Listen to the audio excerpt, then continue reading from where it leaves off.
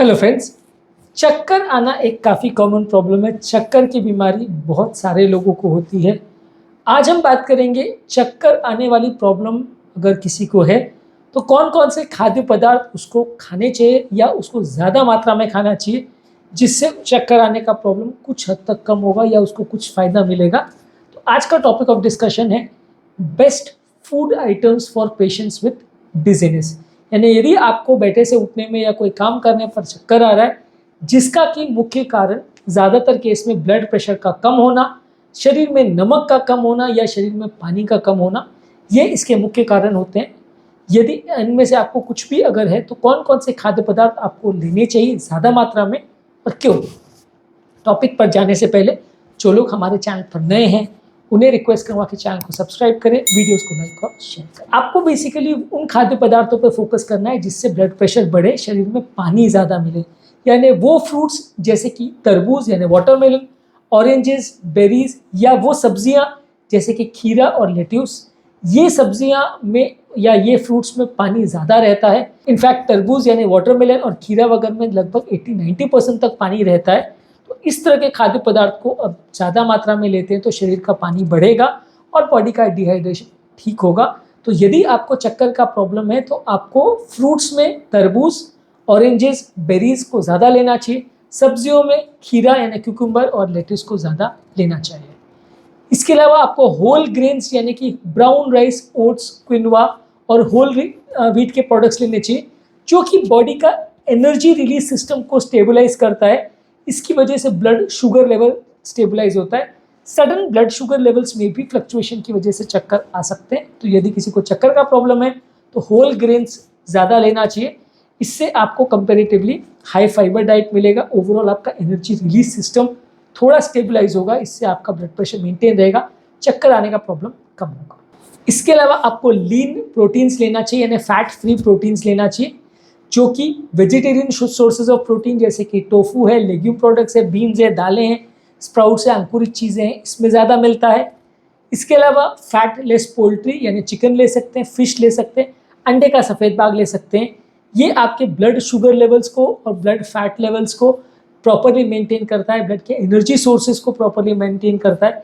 इसकी वजह से भी चक्कर आने का प्रॉब्लम कम हो सकता है यदि इन चीज़ों को आप ज़्यादा मात्रा में लेते हैं तो। इसके बदले आप ज़्यादा फैट्स को लेते हैं या ज़्यादा शुगर को लेते हैं या लो फाइबर वाली प्रोसेस्ड फूड्स को लेते हैं तो आपका चक्कर आने का प्रॉब्लम बढ़ सकता है।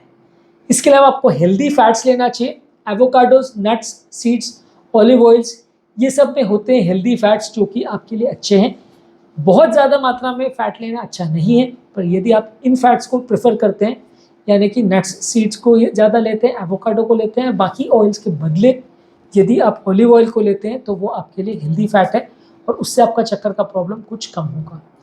इसके अलावा आपको आयरन और बी ग्रुप के विटामिन ज़्यादा लेना चाहिए। आयरन यानी जो भी हरी साग सब्जी है, लीन मीट्स है, बीन्स है, फोर्टिफाइड सीरियल्स है, यानी कई बार सीरियल्स वगैरह में भी ऊपर से आयरन डाला जाता है।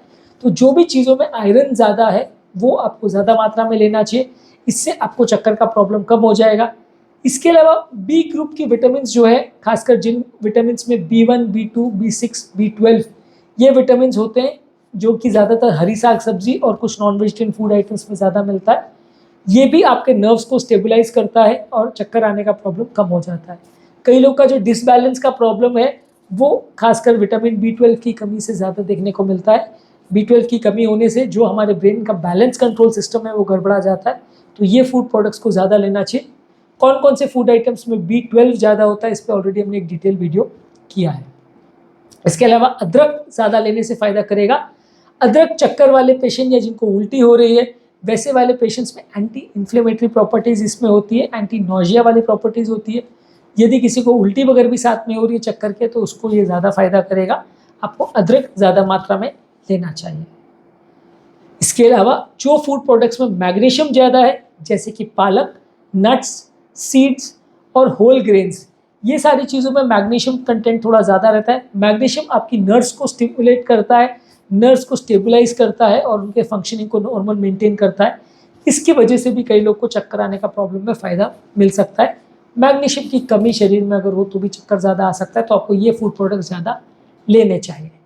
इसके अलावा ताज़ा फल सब्जी जिसमें विटामिन, मिनरल्स और एंटीऑक्सीडेंट्स है, ये सारी चीज़ें भी आपको ज़्यादा मात्रा में लेनी चाहिए। ताज़ा फल सब्ज़ी आपको बेटर फ़ायदा करेगी। यदि आपको चक्कर आने का प्रॉब्लम है तो आपको ज़्यादा फोकस इन चीज़ों पे करना चाहिए। इसके अलावा हरी साग सब्ज़ी आपको ज़्यादा लेनी चाहिए। इसमें पालक, केल, स्विस चार्ड यानी पालक मेथी, ये सब जो अलग अलग तरह की भाजियाँ आती है, ये सारी चीज़ों में एंटीऑक्सीडेंट्स, विटामिन्स, मिनरल ज़्यादा होते हैं। इसमें आयरन भी अच्छा होता है, तो इसमें आपकी बॉडी की आयरन की, विटामिन्स की रिक्वायरमेंट भी पूरी हो जाएगी और आपको चक्कर आने का प्रॉब्लम काफ़ी हद तक कम हो जाएगा। फाइबर कंटेंट भी अच्छा रहता है, इसलिए सडन शुगर लेवल्स भी नहीं बढ़ता है और ज़्यादातर इसकी सब्जियां अगर आप लेते हैं तो हाइड्रेशन मेंटेन करने में भी मदद करता है। तो इस तरह की सब्जियों को ज़्यादा मात्रा में लेने से आपका चक्कर का प्रॉब्लम कम हो जाएगा। इसके अलावा बेरीज जैसे कि ब्लूबेरी, स्ट्रॉबेरी, रास्पबेरी, ये एंटीऑक्सीडेंट्स में ज़्यादा रहते हैं, इसलिए इसमें न्यूट्रिएंट बूस्ट आपको मिलता है और इससे चक्कर का प्रॉब्लम कम हो जाता है। ये बेरीज़ को अगर आप ज़्यादा लेते हो, स्ट्रॉबेरी, रास्पबेरी, ब्लूबेरी, ब्लैकबेरी, तो ये आपको फ़ायदा करेगी यदि आपको चक्कर का प्रॉब्लम है। चक्कर यदि ज़्यादा आता है तो आप बनानास यानी केला भी ले सकते हैं। केला में पोटेशियम कंटेंट अच्छा रहता है। ये आपके बॉडी के फ्लूइड बैलेंस और नर्व्स के फंक्शनिंग के लिए अच्छा है। नसों का फंक्शन इससे बेटर होगा यदि आप केला लेते हैं। तो चक्कर आने वाले पेशेंट्स को केला भी ठीक मात्रा में लेना अच्छा है। इसके अलावा दही या फर्मेंटेड फूड प्रोडक्ट्स जैसे सोरक्रॉट और किमची बेसिकली जो है फर्मेंटेड पत्ता गोभी होता है।